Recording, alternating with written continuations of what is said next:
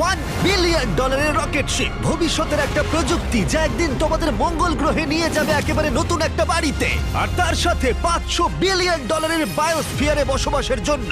ও মাই god! আর এই গোটা video জুড়ে আমরা তোমাদের দেখাবো ভবিষ্যতের জীবন কতটা অন্যরকম হতে পারে।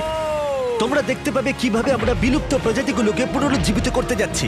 এটাই আক্ষরিক অর্থে ভবিষ্যৎ। ফ্লাইং কার যা তোমাদের যে কোনো জায়গায় নিয়ে যাবে, এবং আরো অনেক কিছুই।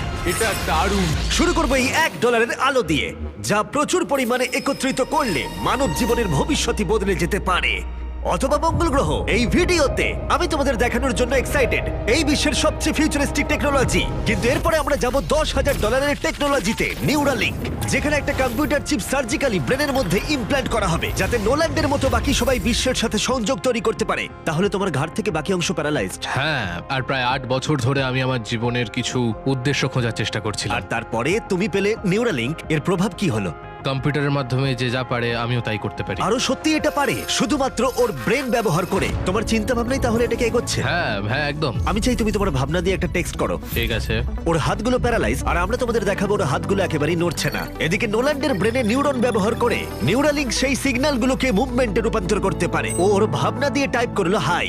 এটা তোমাদের অদ্ভুত লাগছে তাই না? কিন্তু ও আরো অনেক কিছু পারে। তাহলে শুধু চিন্তার মাধ্যমে তুমি এদিক ওদিক যাচ্ছ। লেফট রাইট, উফ, মরে যেও না।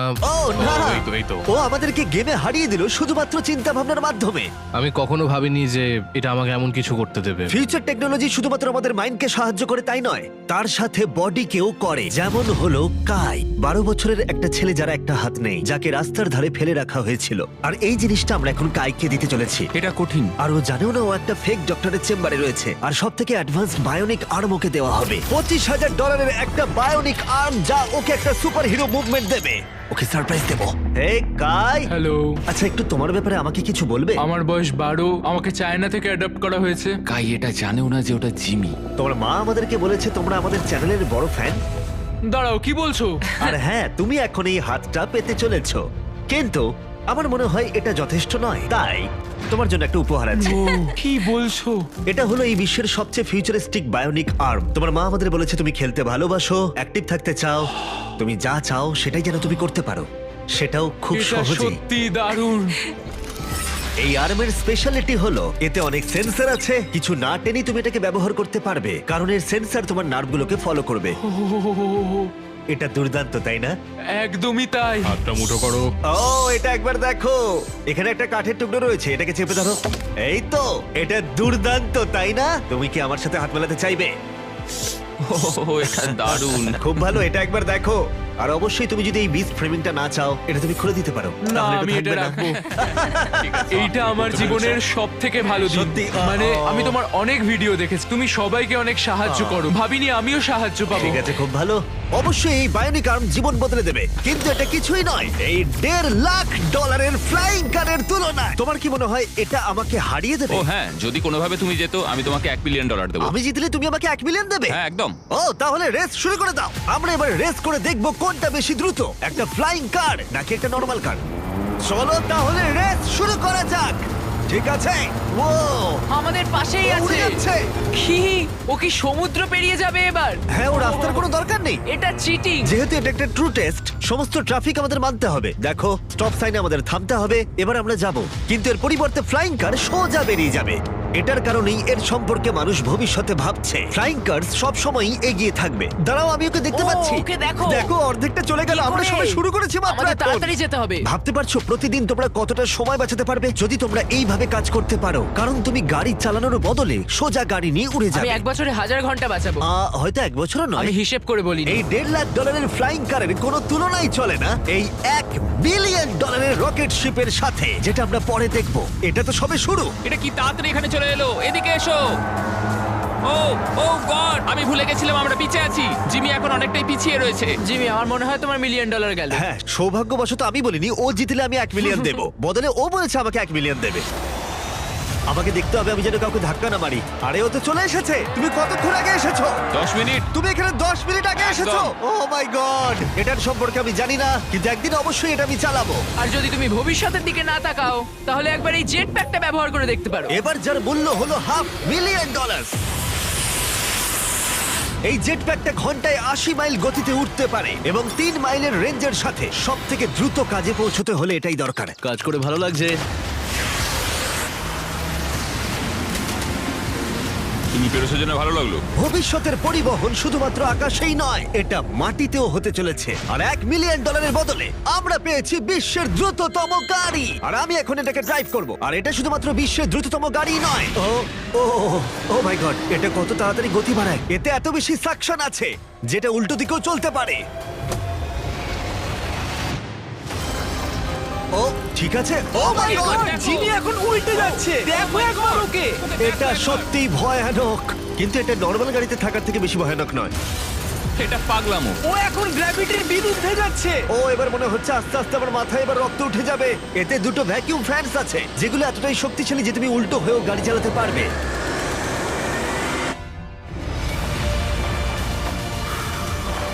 এটা খুব বেশি দূরে নয়, আর এর 10 গুণ মূল্য দিলে মার্সিডিজ তোমাকে উপহার দেবে একটা কনসেপ্ট কার যার মূল্য হলো $10 মিলিয়ন। এটাকে তুমি বলতে পারো কয়েকশো বছরের মধ্যে একটা ভবিষ্যৎ গাড়ির স্বপ্ন। এটা প্যান্ডোরার মহাবিশ্ব দ্বারাও অনুপ্রাণিত। এটা অনেকটা একটা প্রাণীর মতো দেখ, বলতে পারো অনেকটাই। যদি আমি এটাকে টাচ করি, হ্যাঁ, এটা রিয়াক্ট করবে। হ্যাঁ ওয়াও, এটাকে পোষ মানালে কেমন হবে? হ্যাঁ, দেখো ওটা ওর পছন্দ হচ্ছে।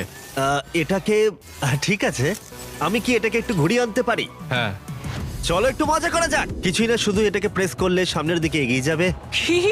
এটা তো দারুণ।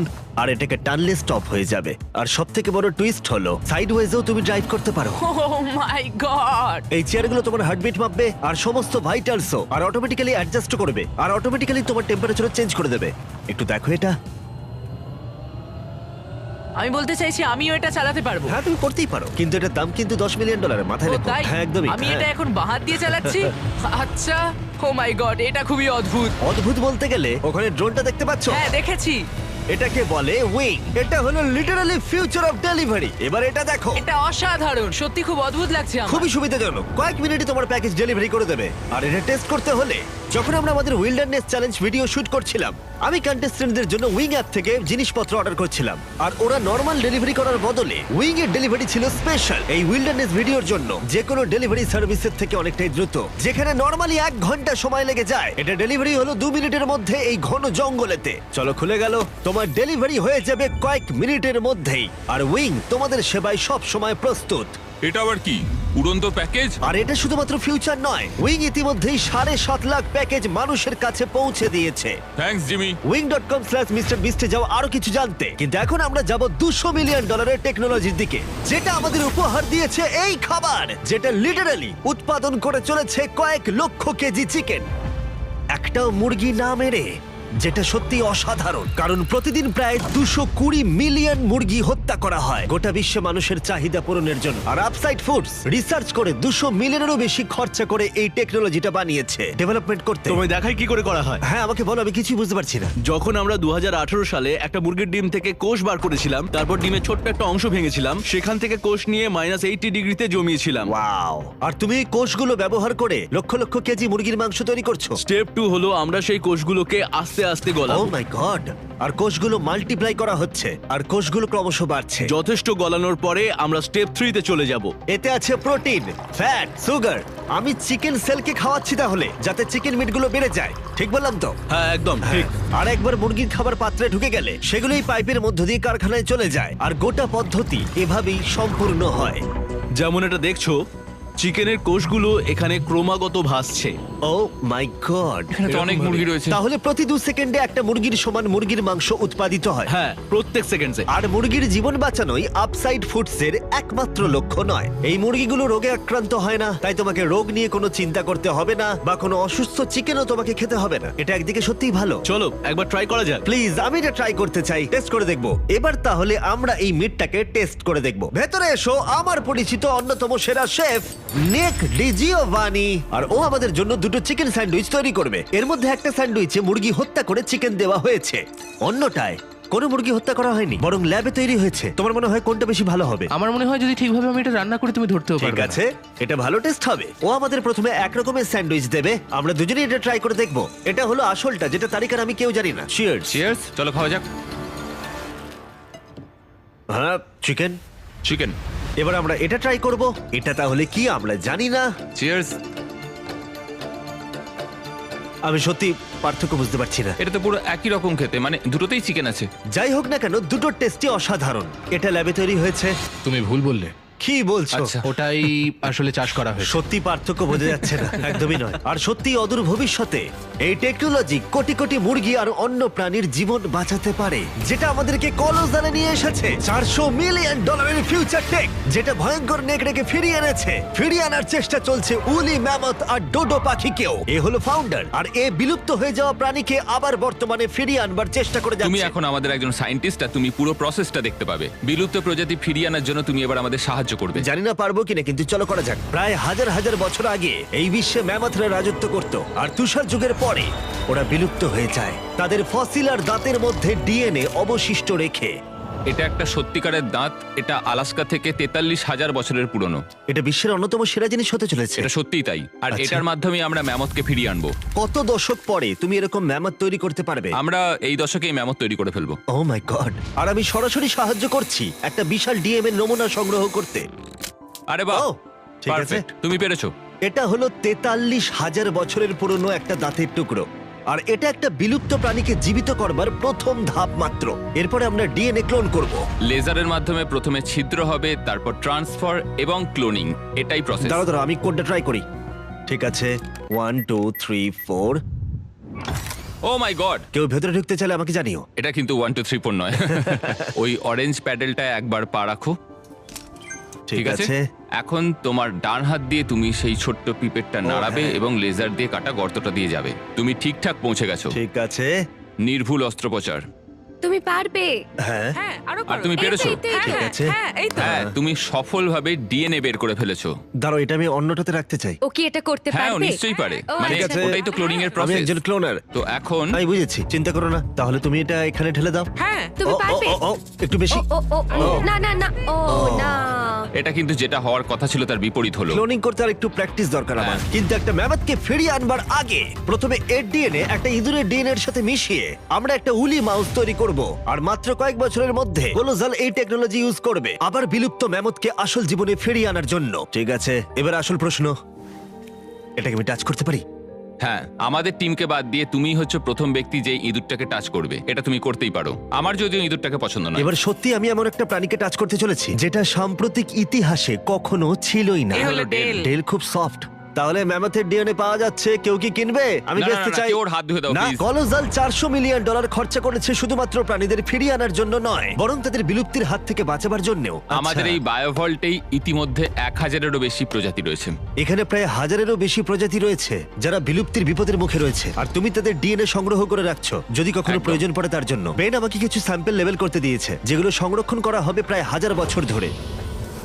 এখানে প্রায় 1 ডজন বিলুপ্ত প্রায় প্রজাতি রয়েছে, যেটাকে আমি এখানে ঢোকাবো। বন্ধ করো। হ্যাঁ, ঠিক আছে। আর সংরক্ষণ করা হবে কয়েক বছর, কয়েক যুগ হ্যাঁ, ধরে। কয়েক আর যুগ এদের ধরে। মধ্যে যদি কেউ বিলুপ্ত হয়ে যায় তখন তুমি ব্লাড আর টিস্যু বের করবে আর আর ওদেরকে তাদেরকে ক্লোন ক্লোন করবে। করে তৈরি করবো। হ্যাঁ, এসব ব্যাপারে বেশি কেউ জানে না কেন? সেটা আমিও এটা তো ঠিক জানি দারুণ। না। আর এখান থেকে যাওয়ার আগে ওদের একটা ছোট্ট সারপ্রাইজ দেবো। আমি একটা উপকার করতে পারি? বলো। তারিখ আমাকে ওটা দাও। হ্যাঁ। এই কেকটা মাংস দিয়ে তৈরি, আর তোমার কাছে দুটো নেকড়ে আছে যাদের তুমি বিলুপ্তির হাত থেকে বাঁচিয়েছো। আমি জানি তোমার নেকড়েরা শিক্ষিত। যদি আমি এটা তোমাকে দিই আর তুমি এই মাংসের কেকটা ওই ভয়ঙ্কর নেকড়েদের দাওয়া শুট করো। আমি এটা নিশ্চয়ই করব। ঠিক আছে, ভালো লাগলো। তারপর বেন তার প্রতিশ্রুতি রেখেছিল। তোমরা দেখছো, এরা হলো মহাবিশ্বের একমাত্র দুটো ডায়ারুলফ যাদের অতীত থেকে এনে পুনরুজ্জীবিত করা হয়েছে। ওদের জন্য তৈরি করা একটা মিট কেক ওরা উপভোগ করছে। আর বলতে গেলে সমস্ত প্রাণী আর সমস্ত মানুষদেরকে বাঁচানোর একমাত্র পার্থক্য হলো $100 মিলিয়ন।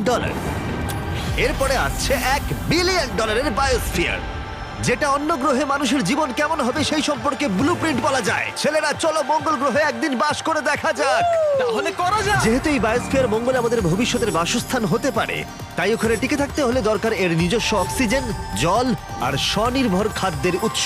ভেতরে এসো ছেলেরা, দরজাটা বন্ধ করে দাও। আমরা এখন বায়োস্ফিয়ারের ভেতরে আটকে আছি, তার মানে হলো আমরা এই স্যুটগুলো এখন খুলতে পারি। হ্যাঁ, নাকে লাগবে, আস্তে খোলো। ঠিক আছে। ঠিক আছে। ঠিক আছে, একজন অ্যাস্ট্রোনট হওয়া তোমাদের ভাবনার থেকেও বেশি কঠিন। এবার মঙ্গলবাসী হিসেবে আমাদের প্রথম দিন শুরু করব আমরা। যদিও আমরা এখনো মঙ্গলে পৌঁছাইনি, তবু যদি পৃথিবী বসবাসের অযোগ্য হয়ে যায় তবে এই বায়োস্ফিয়ার আমাদেরকে বাঁচাবে। এই বায়োস্ফিয়ারে মানুষের জীবন ধারণের জন্য সবকিছুই রয়েছে। আমার জন্য গার্লফ্রেন্ডও? এটা একটা বায়োস্ফিয়ার, ভুলে যেও না, কোনো মিরাকেল হয় না। এখানে 5টা আলাদা বায়োমস রয়েছে, অনেকটা মাইনক্রাফটস এর মতো। আমি তোমাদের এদের মধ্যে একটাই নিয়ে যাব, একটা রেন ফরেস্ট। আমি জানি না তোমরা বুঝতে পারছো কিনা, এখানে যে গাছগুলোকে দেখতে পাচ্ছো তাদের মধ্যে কয়েকটার বয়স 30 বছরেরও বেশি।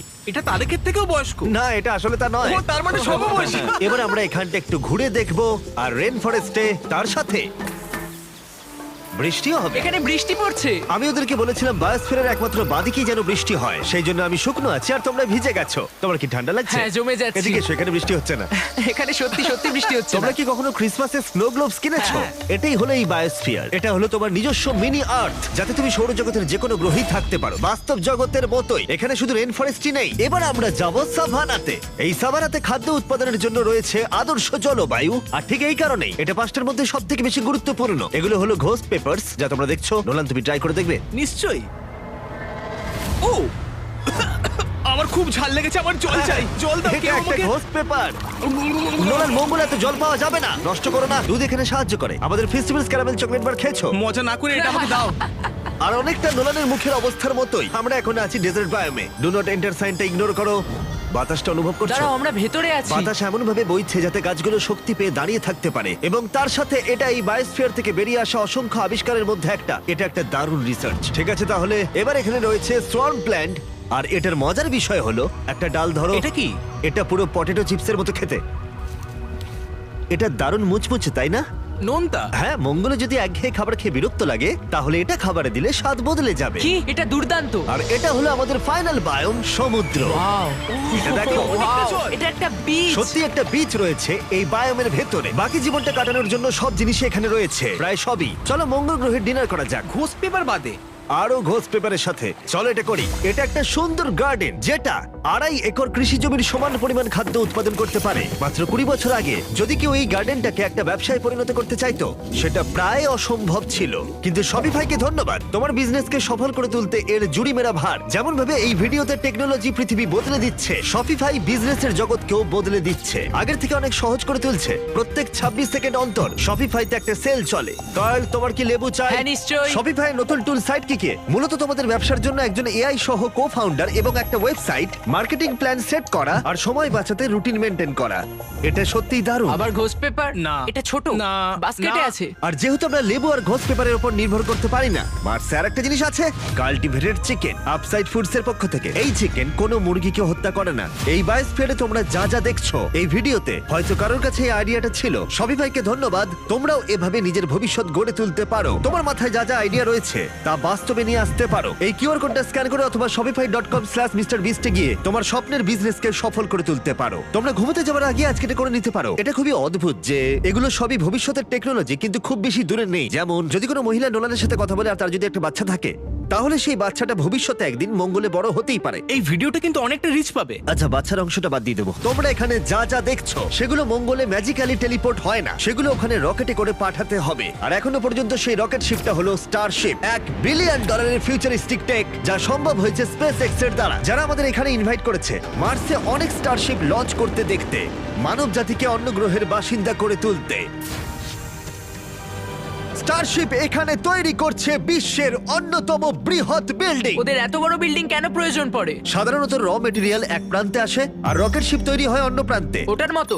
হ্যাঁ, আমি বলতে চাইছি রকেট শিপের পিক্স সব জায়গায় রয়েছে। আর আমরা পেয়েছি স্টারশিপস এর ভাইস প্রেসিডেন্টকে। ও আমাদের এখানকার ডেভেলপিং টেকনোলজি দেখাবে যা মানব জাতির ভবিষ্যৎ নির্ধারণ করবে। এটা স্টারশিপের ভেতরটা। Wow! কয়েক বছরের মধ্যেই আমরা মানুষকে চাঁদে পাঠাবো, আর তারপরে মার্সে।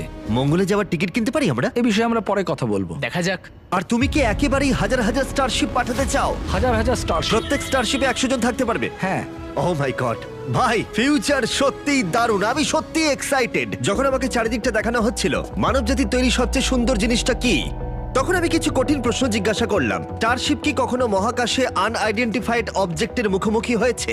এখনো নয়, তবে পরে গিয়ে হতে পারে। উত্তরটা কি উল্টো হবে যদি আমি ক্যামেরার পিছনে জিজ্ঞাসা করি? না।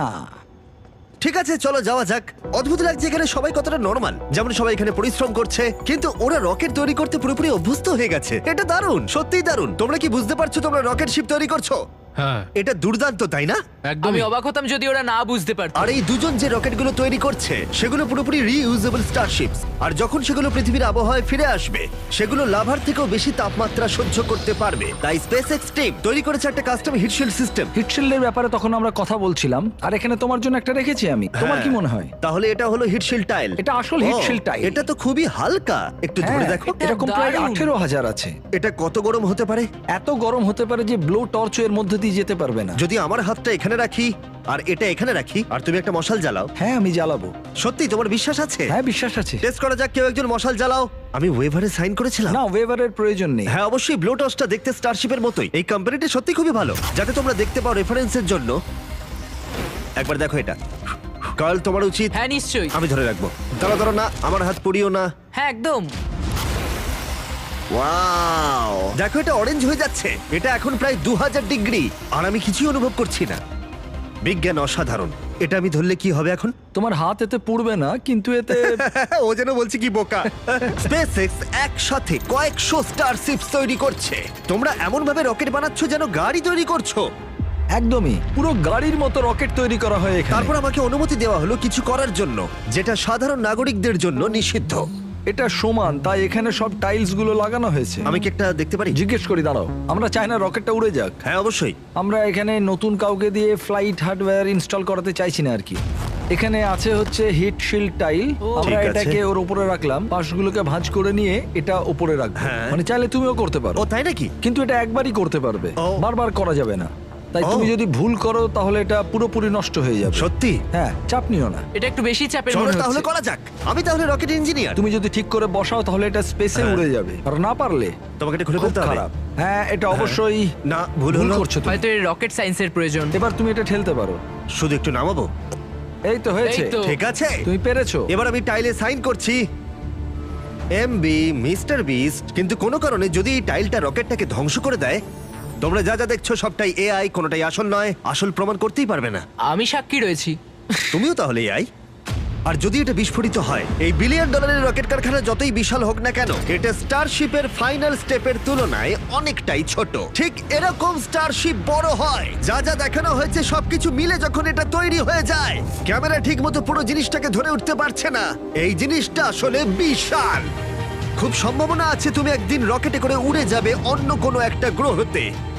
এটা দারুণ। আর আমাদের স্টারবেস স্টোরের শেষে বাকি স্টারশিপস গুলো আমাদের দেখতে নিয়ে গেল, যেগুলো স্টারবেস ক্যাম্পাসে মহাকাশে যাওয়ার জন্য তৈরি ছিল। সোশ্যাল মিডিয়া আর নিউজ যখন ভবিষ্যৎ নিয়ে আতঙ্ক তৈরি করতেই পারে, কিন্তু সত্যি বলতে এই ভিডিওতে আমি যা দেখলাম তা আমাকে আশা দিয়েছে। বায়োটেক ডেভেলপমেন্ট প্রতিবন্ধী ব্যক্তিদের কাছে নতুন এক জগৎ খুলে দিয়েছে, আর একটা নতুন জীবনের সুযোগও। যে গাড়িগুলো আকাশে উড়ে যায়, গোটা বিশ্বের পরিবহনে নতুন মাত্রা এনে দিয়েছে। রয়েছে ডিএনএ টেকনোলজি, যা প্রাণীদের দুর্ভোগ এবং বিলুপ্তির হাত থেকে রক্ষা করে। অন্য গ্রহে বাস করতে শেখা, আর সেখানে কিভাবে পৌঁছতে হয়। মানবজাতিকে সেখানে নিয়ে যাওয়া যেখানে পৌঁছানো মানবজাতি একসময় অসম্ভব বলে মনে করত। আর যদি আমাকে জিজ্ঞাসা করো, একটা দারুণ ভবিষ্যৎ অপেক্ষা করছে।